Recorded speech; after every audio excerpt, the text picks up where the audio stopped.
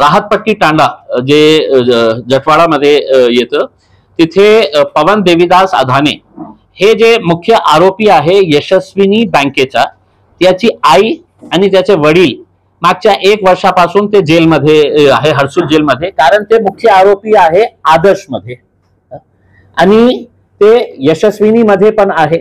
आता पवन देवीदास अधानेला पोलिसांनी आतापर्यंत अरेस्ट केलेलं नाही आहे। ते म्हणतात की ते फरार आहे करके, ते ॲब्स्कॉन्डिंग आहे।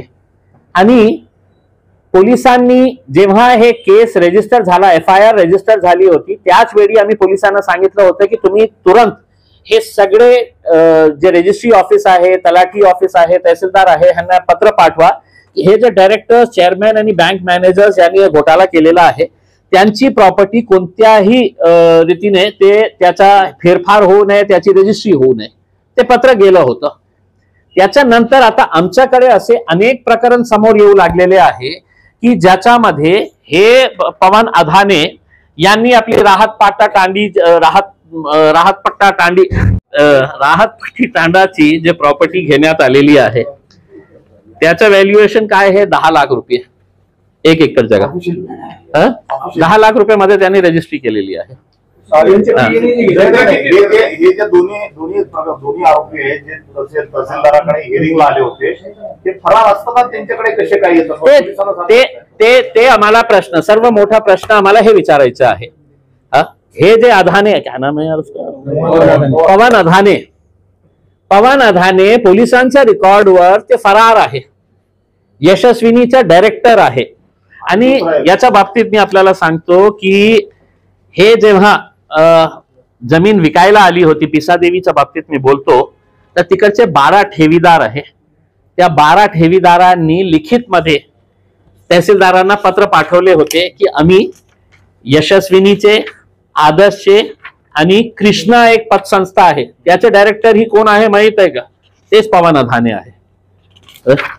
म्हणजे काही करा, माझ्या काही कोणी वाकडा करू शकत नाही। मी आदर्श मध्ये माझे आई वडील आहे, ते पैसे तिथून लुटणार आहे। मी जे आहे ते आदर्शच्या घोटाळ्यात महसूल आणि पोलीसवाले जे आहेत आहे ना, आदर्शच्या घोटाळ्यामध्ये महसूल आणि पोलीसचे लोक सहभागी झालेत का? आता त्यांनी उत्तर द्यावं ना। काकासाहेब पंडित यांची मुलांना घेतलेला आहे प्रॉपर्टी, पोलीसवाल्याचा मुलगा आहे, कोणाचा फ्रंट म्हणून ते काम करत आहे का की बाबा तुझ्या नावाने तू प्रॉपर्टी करून घे करके उसमें? सहकार मंत्री अतुल सावे साहेब हे लोकांना पैसे देण्याची जबाबदारी इम्तियाज जलीलची नाही होती, सहकार मंत्र्यांची होती महाराष्ट्राचे। त्यावेळी अतुल सावे साहेब होते। डॉक्टर भागवत कराड देशाचे फायनान्स मिनिस्टर म्हणून पूर्ण देशामध्ये छाती फुगवून ते फिरत होते की मी देशाचा फायनान्स मिनिस्टर आहे। या गोरगरिबांचे पैसा देण्याची जबाबदारी त्यांची होती, माझी नाही होती। पण उलट त्यांनी त्यांचे पैसे न देता त्यांनी काय केलेले आहे, आता एक FIR रजिस्टर करण्यात आली होती। ते FIR ची डेट आहे 7 ऑक्टोबर 2023।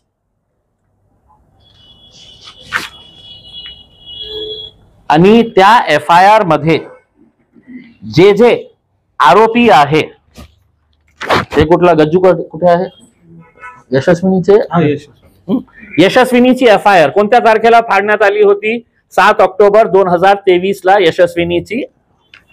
आणि ते आरोपी मध्ये जे लोक होते, ज्यांचे नाव होतं, 16 लोक होते। त्याच्यामध्ये सखाराम अधाने, पवन देवीदास अधाने, मंगलराव साहेब मोरे, गणेश नानासाहेब शिंदे आणि असे खूप सारे लोक, 16 लोकांचं नाव होतं। आरोपी नंबर 14 गणेश नानासाहेब शिंदे हे कोण होतं? माजी व्यवस्थापक, आदर्शचा माजी व्यवस्थापक, ते मॅनेजर होतं।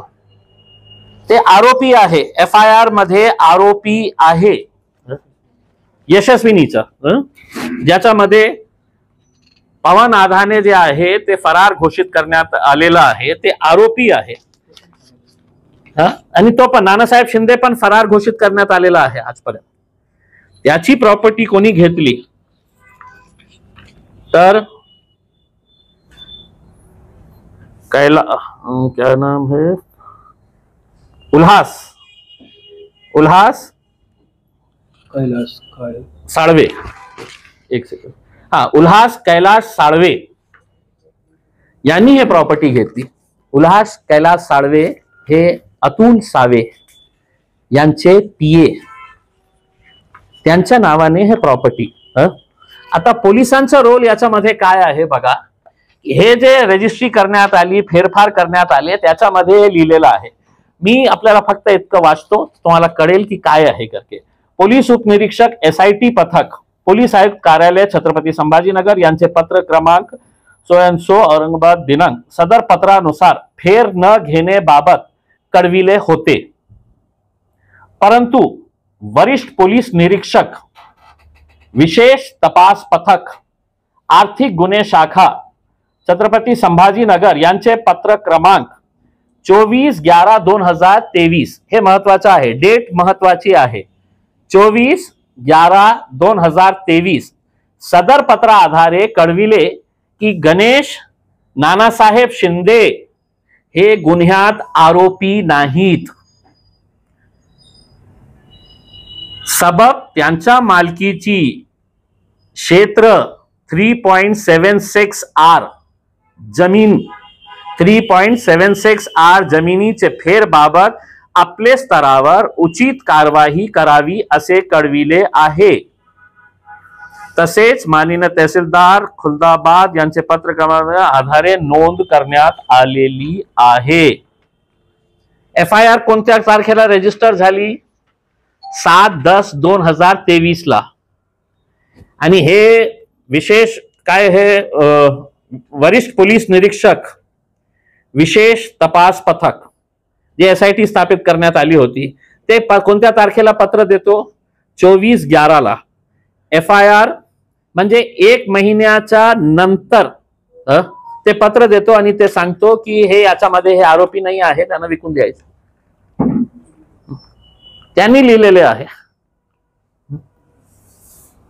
आता आमच्याकडे असे खूप सारे प्रकरण बाहेर येऊ लागले, जे काही पोलीसवाल्यांनीही घेतलेले आहे, रेव्हेन्यू डिपार्टमेंटचे काही लोकांनी दुसऱ्याच्या नावाने घेतलेले आहे.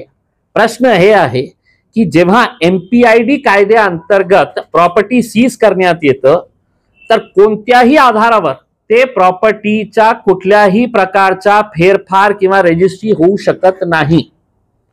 मग हे प्रॉपर्टी कशा कोणत्या आधारावर वगळण्यात आली होती, का वगळण्यात आलेली आहे?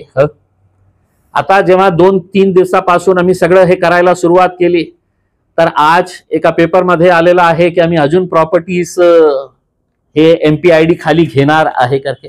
हे विकली त्यांनी. 6 कोटी रुपयाची प्रॉपर्टी ऑलरेडी पवन अधानेने विकलेली आहे. आणि जे प्रॉपर्टी अतुल सावेचे PA ने घेतलेली आहे, त्याच्या बाबतीत इन्स्पेक्टरनी सांगितलेलं आहे की हे त्याच्यामध्ये आरोपी नाही आहे. बाबा, FIR मी नाही रजिस्टर केलं, FIR तुम्ही सुद्धा रजिस्टर केलेली आहे. आणि या FIR मध्ये स्पष्टपणे हे जे आरोपी आहे त्याला आतापर्यंत अरेस्ट करण्यात आलेला नाही आहे, तो फरार आहे. म्हणजे याचा अर्थ हे आहे की हेही माणूस जे आहे त्यांनी हिअरिंग साठी इथे उपस्थित होतो, तहसीलदारच्या समक्ष उपस्थित होतो, मग पोलिसांनी त्याला ताब्यात का नाही घेतलं? याचा अर्थ हे होतो की मानकापेचा एक मुलगा, काय नाव आहे त्याचं, जे फरार आहे, अनिल मानकापे, ते पोलिसांना मिळतच नाही. म्हणजे बघा तुम्ही की एका मोठा दहशती असलं असतं, दहशतगर्द असलं असतं, तर आम्ही समजू शकलो असतो की त्याचं नेटवर्क आहे.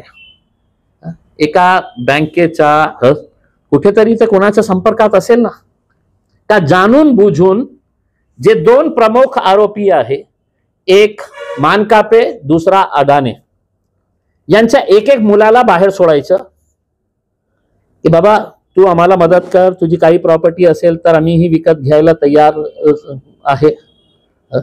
मंत्री साहेबांनीही त्याच्यामध्ये काही हातभार लावलं असेल की बाबा एक एक मुलाला तुम्ही बाहेरच ठेवा, आमच्यासाठी खूप चांगलं होईल का.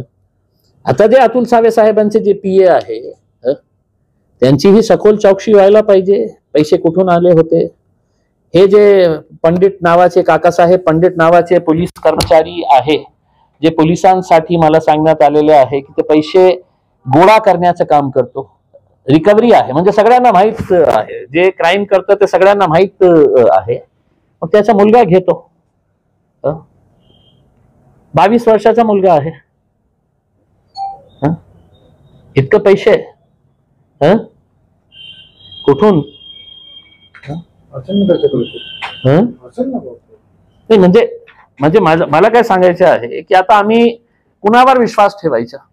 एक प्रश्न उपस्थित येतो की बाबा ठीक आहे, आम्ही इतकं प्रयत्न करून आज जेव्हा ही वेळ आलेली आहे की ते प्रॉपर्टी विकायचे आणि लवकरात लवकर लोकांना पैसे द्यायचं, तर त्यावेळी ते बाहेर येऊन सगळं प्रॉपर्टी असं विकायला सुरुवात करत आहे. आता पोलीस कमिशनर प्रामाणिक असेल तर त्यांनी ते तहसीलदारवर FIR रजिस्टर करायला पाहिजे. प्रामाणिक तुम्ही खऱ्या अर्थाने हे गोरगरिबांच्या हितासाठी काम करणारे असेल, कलेक्टर साहेबांना मी विनंती करतो की तुम्ही प्रामाणिकतेने काम करत असेल तर तुमच्या अधिकाऱ्यांनी जेव्हा त्याला लिखितमध्ये देण्यात आलं होतं की हे असा कोणत्याही प्रॉपर्टीचा फेरफार होऊ नये, मग त्यांनी केले असेल तर आम्ही कलेक्टर साहेबांना विनंती करणार की तुम्ही कंप्लेनंट व्हा साहेब.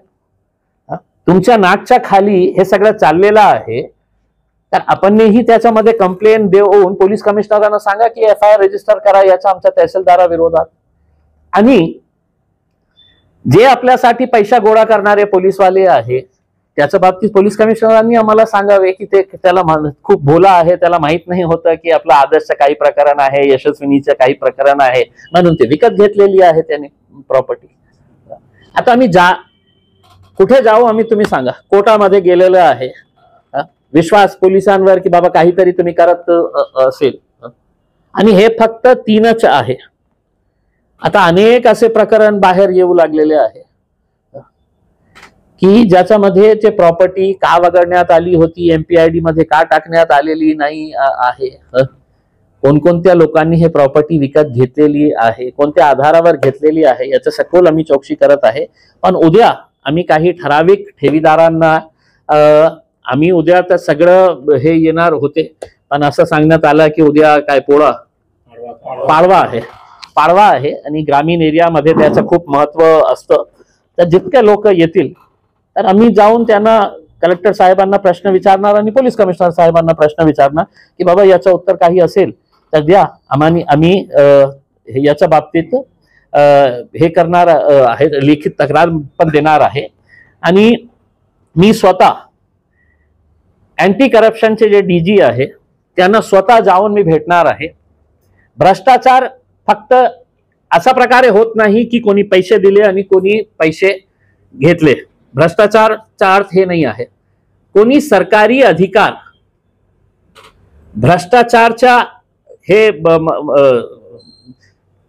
काही आपला हे पदाचा उपयोग करत आहे त्याच बुद्धीने की आपल्याला काही पैसे कमवायचे आहे, तर हे सगळं रेव्हेन्यू डिपार्टमेंटचे ऑफिशियल्स त्यांना सस्पेंड करायला पाहिजे.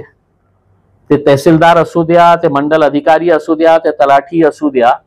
आणि पोलिसांनीही हे कोणत्या आधारावर हे जे इन्स्पेक्टर साहेब आदरणीय इन्स्पेक्टर साहेबांनी लिखित मध्ये दिलेले आहे, ज्याच्या आधारावर तहसीलदार तर आपला हात वर करणार की साहेब मी काय करू, पोलिसांनी सांगितलं हे आरोपी नाही आहे, मी करून टाकली.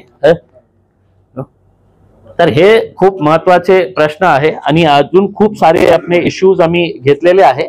मी PIL फाईल आहे, त्या PIL मध्येही हे मुद्दा मी कोर्टासमोर आणणार आहे.